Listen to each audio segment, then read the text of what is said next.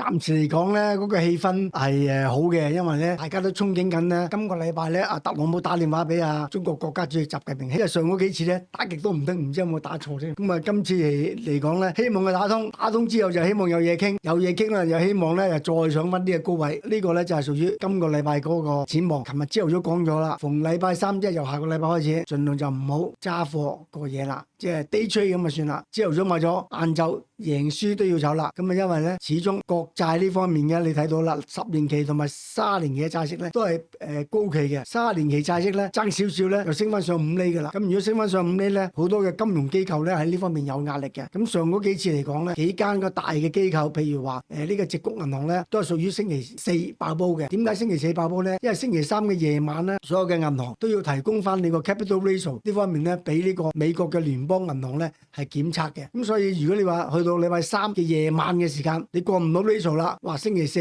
消息一出嚟嘅時間，跟住就爆煲啦。咁所以咧呢個國債嘅逼近5厘咧，呢方面咧都令到美國嘅銀行界係有啲風險。咁所以嗱，由下個禮拜三開始啦，就唔好玩過夜啦，day trade算啦。